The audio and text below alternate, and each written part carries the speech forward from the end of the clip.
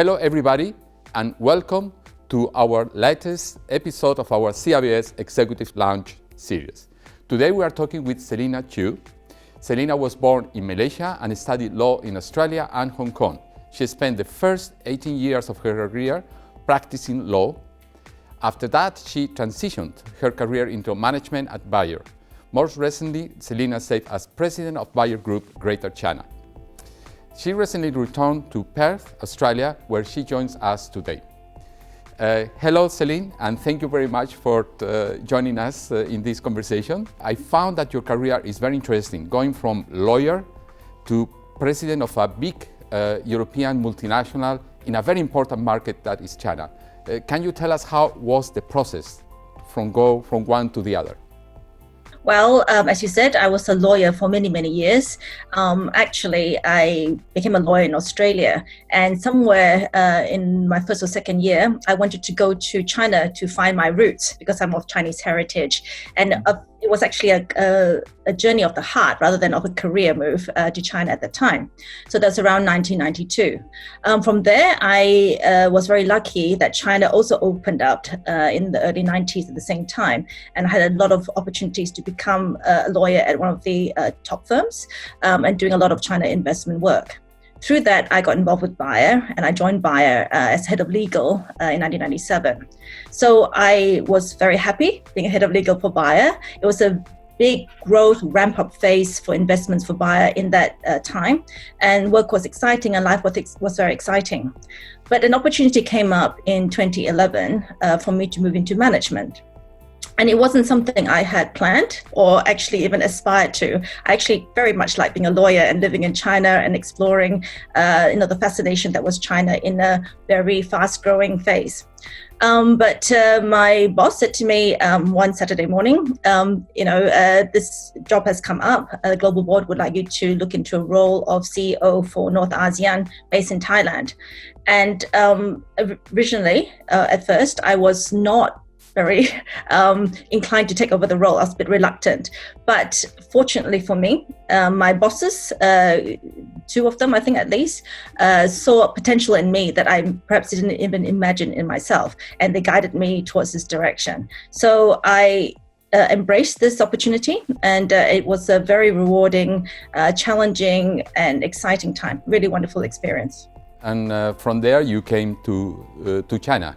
Yes, that's right. I mean, the role in Southeast Asia was an important stepping stone for moving to China because the China role was a very huge step up from the North ASEAN role. It's about 10 times the business at the time. When I was offered the role on a Saturday morning, I was given 3 days to basically decide yes or no. And I originally thought about it very hard, what I thought was very rationally, and weighing up the pros and cons. And I thought, I don't think I will take over this role because actually head of legal for China was a very intense, exciting, scope of work. I decided then on Sunday morning to tell my boss I would decline. Then I thought to myself, well, I wonder why I'm declining, right? Whether it's I'm not brave enough or whether I am so afraid of not testing myself.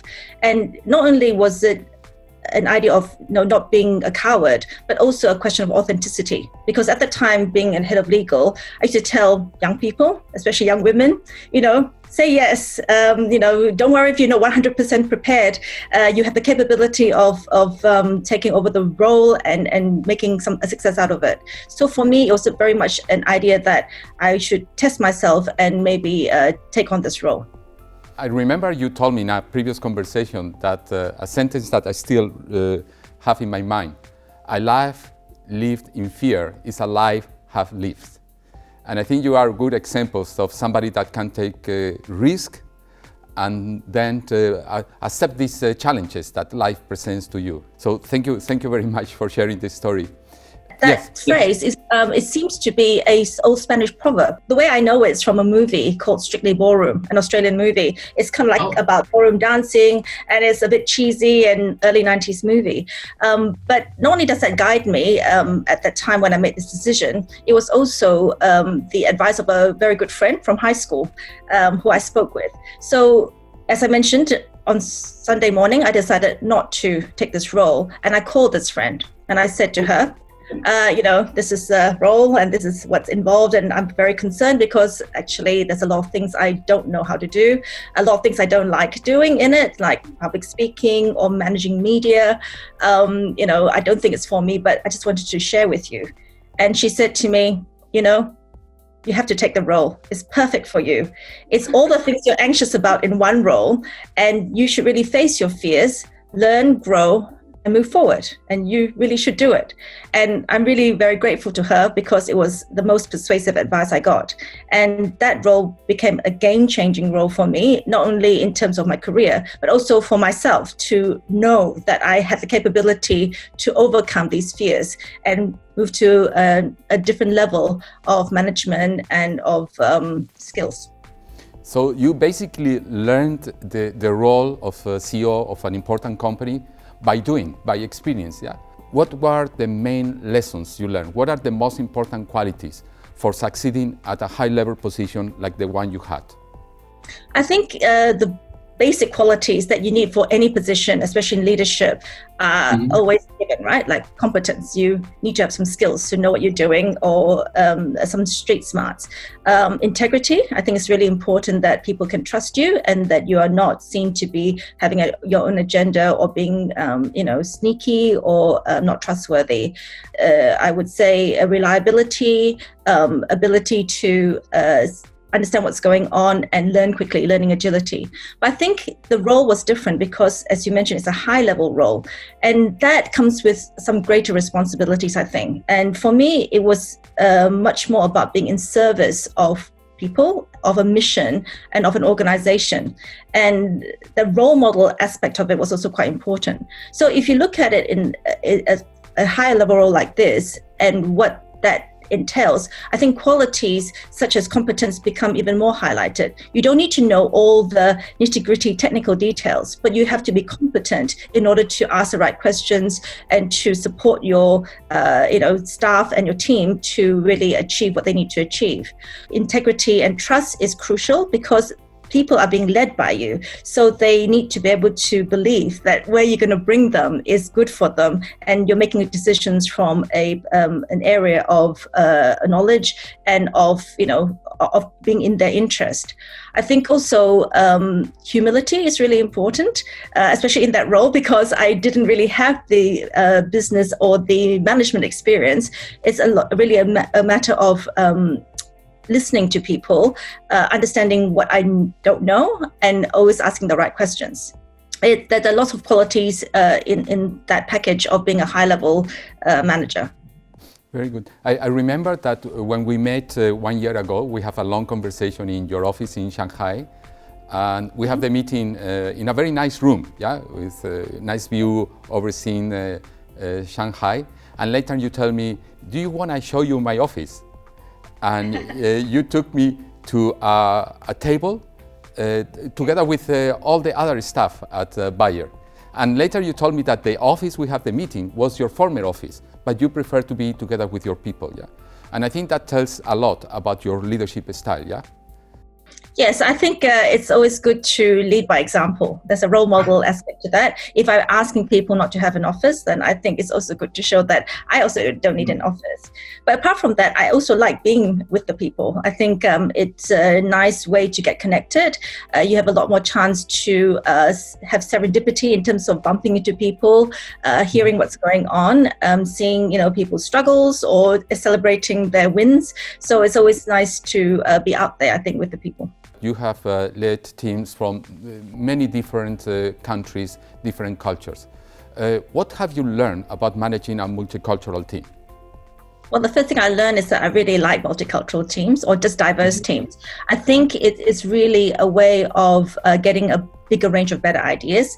And of course, the newness of it all, new ideas, new cultures, new thoughts are just exciting and interesting for me, very charming.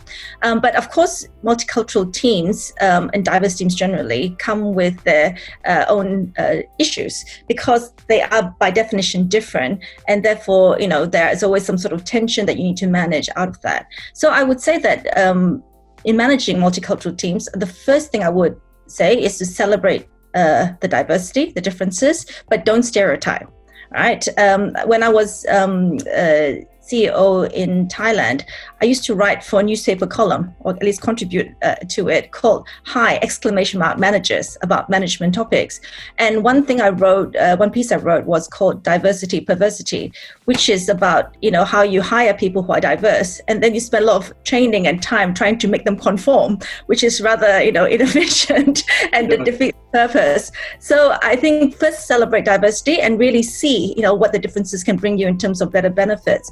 But don't imagine that all Germans, all women are the same and have the same preferences and same sort of likes and dislikes. So not to stereotype. The second part I would say is that to be very mindful of and watchful of, the diversity tension that often exists when there's a mix of different ideas, values in a team. Just how discussions evolve, making sure that there are no language communication issues like jokes or irony or cultural norms that may cause misunderstandings. Sometimes it's also helpful to take the time to do some exercises to break down barriers, to enhance communication and understanding, sharing life stories and that sort of thing. So all those things are, I think, very important. And language also is very important. I think everyone sounds much more eloquent in their native language, and is also helpful to ensure that people have time to prepare, and that language difference is also taken into account so that they don't feel unincluded or disadvantaged because of it. You have experience working in Hong Kong, Thailand, other Southeast Asian countries, China, working with Europeans, Germans. How do you compare doing business in all those different countries? I think it's just very different in so many different metrics, right? I think if you look at Greater China versus North ASEAN, including Myanmar and, Cambodia, Vietnam, Thailand, just on every metric you can think of, there's a big difference. For example, population size, scale, culture, just business norms, familiarity with international business principles, sophistication, even infrastructure. China is, even at the time when I moved to Thailand, so teched up. You can get all sorts of digital payments, telecommunications, and that sort of thing. Whereas in Myanmar, when I first went there, I couldn't use my credit card and my mobile phone didn't work. So I think the challenges and the conditions are quite different from an external perspective, but also internally. I think, Bayer was a big multinational, but each location has its own characteristics, its own politics, its own histories, and that also adds to the mix of differences. But I think it's easy to focus on the differences, but a lot of things are the same, I think. I think in the context of Asia, Greater China, and also Southeast Asia, there is that palpable sense of opportunity, of rising middle income, middle class, of wanting to surge ahead, to develop, to be prosperous. I think that is a very exciting atmosphere to be in. I think also in Asia, of course, the cultures are quite different, but there's a hierarchical culture that is sort of present in each of the different countries I mentioned to different extents and manifests in different ways. How to communicate so that people are willing to speak up to you and maybe challenge you, the directness or indirectness of the communication, those sorts of things are also quite easily to be seen. You mentioned in our previous discussions that disruption in China can come from anywhere. How do you prepare your staff and your organization to anticipate this? Well, I think first you hire well. I think that's always a good start. When I was at Bayer at the time, the employee proposition was passion to innovate, power to change. And that means, if you are interested in new things, want to innovate, you like challenging the status quo, come and join Bayer and we will change the world together for the better. And that's the idea behind it. And with that, one hopes to already attract the right people, right mindset people. And with that, they are more able and willing to deal with disruption and anticipate it. But of course, when they come into the company, it's important to also make sure that the culture in the company continues to feed this and gives them a fertile ground in which they can innovate and anticipate disruption and really capitalize on it. I think we very much encourage our colleagues to adopt an outside-in approach, always be connected to externals. It's very easy in a big company like Bayer to really get very bogged down in internal topics, internal projects, internal discussions. But it's really also important to always be aware of what's happening outside. So expand your professional networks, external trainings, read widely, have new experiences. I think we also had faculty briefings from CEIBS for over time, so over different topics, which is also intended to make things easier for our colleagues to encounter new ideas. On things like tech, we try to give our colleagues opportunities to try out new tech. We also ran an in-house digital health incubator called Grants for Apps, or G4A. And that was also another initiative to really maybe anticipate disruption, to see how entrepreneurs and startups were really thinking, and to get our colleagues involved with them so they could meet with them, mentor them, attend the meetups, and that whole startup space activity. I think these are some of the examples of the ways we try to ensure that our colleagues don't become complacent, and they're also looking out for disruption where it may come. I would say, though, that sometimes even though you see signals of disruption, it's very hard to work out which are relevant, real, substantial, and which are just white noise. I think that critical skill of being able to distinguish between what is worth pursuing and what's not is something that we also try to encourage our colleagues to learn. So, agile learning ideas, methodologies, also experimentation. So and just general training. So I think we try and position them well to anticipate disruption. Do you think that the people at head office are aware of all these changes that are taking place in China? I think head office and local country communications are always, mixed.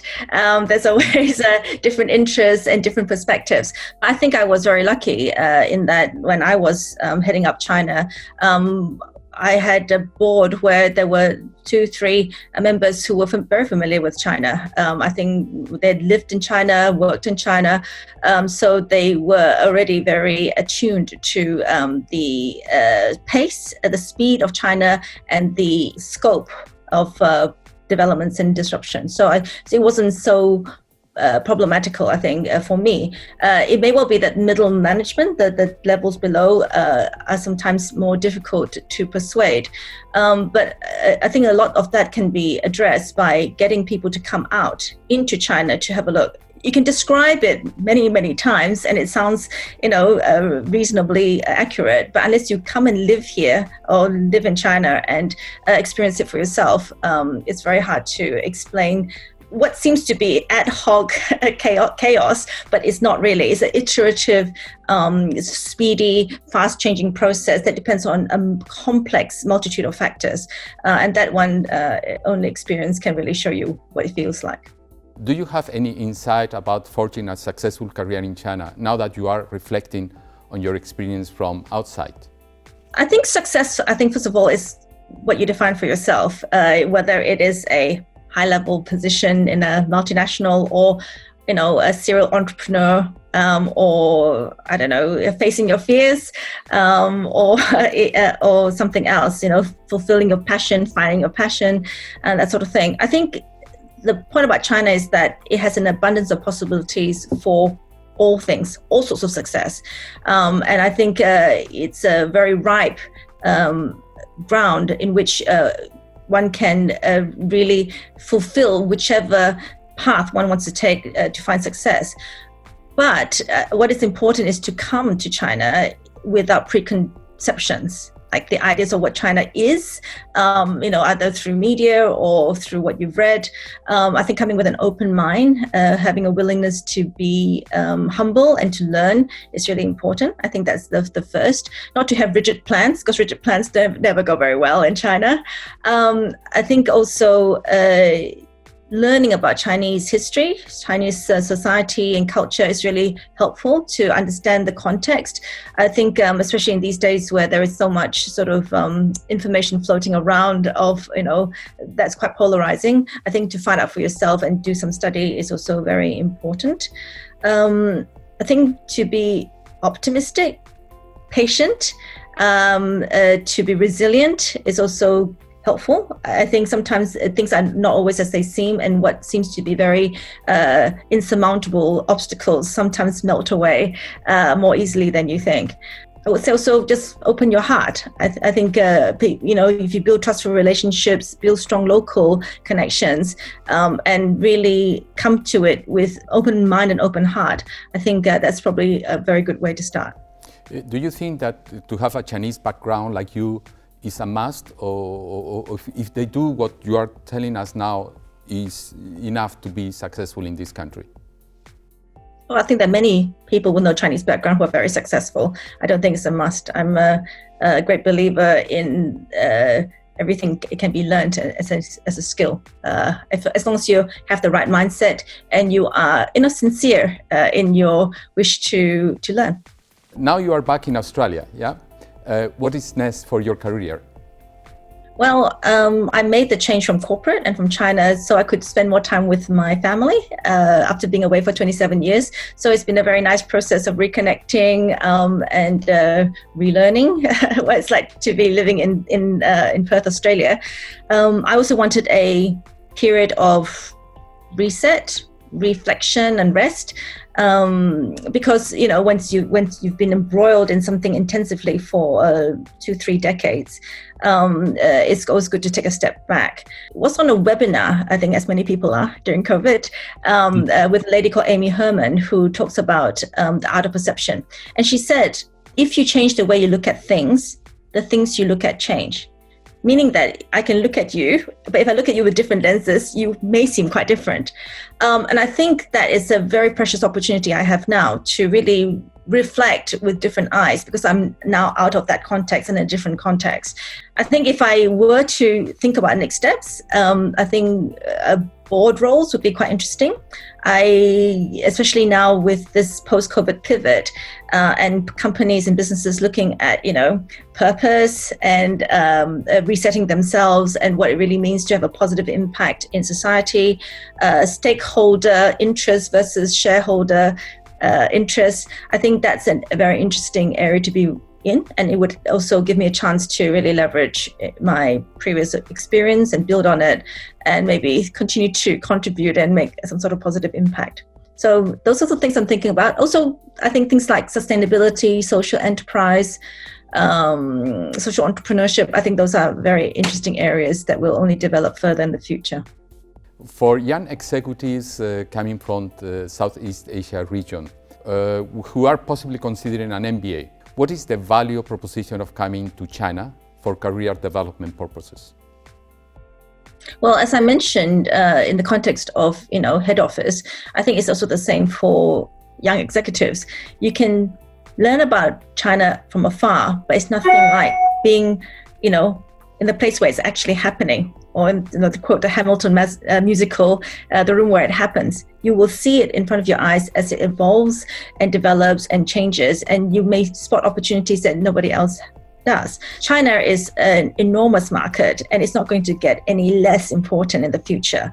I watched your interview with Jonathan Wurtzel the other day, and he talked about the huge factor that Chinese consumers will play in the future in terms of trade, consumer trends, competition and that sort of thing. It's true, and where better to really learn about it than arriving in China and doing an MBA. So I think I would strongly encourage them to do so. And the other thing I would also mention is that, a lot of MBAs and the output from them tend to be quite Western-centric, I would say, through a Western lens at least. And I think, if they have an opportunity to do an MBA in China in a Chinese Asian context, I mean, that will certainly broaden their perspective and really lend another important and precious voice to the discussions in the world about how business should be done or will be done in the future. So absolutely, if you're thinking about it, come to China and do an MBA here. And hopefully at CEIBS. Thank you very much, Celina. Thank you for having the time to talk with me and share your wisdom about management and leadership with our viewers.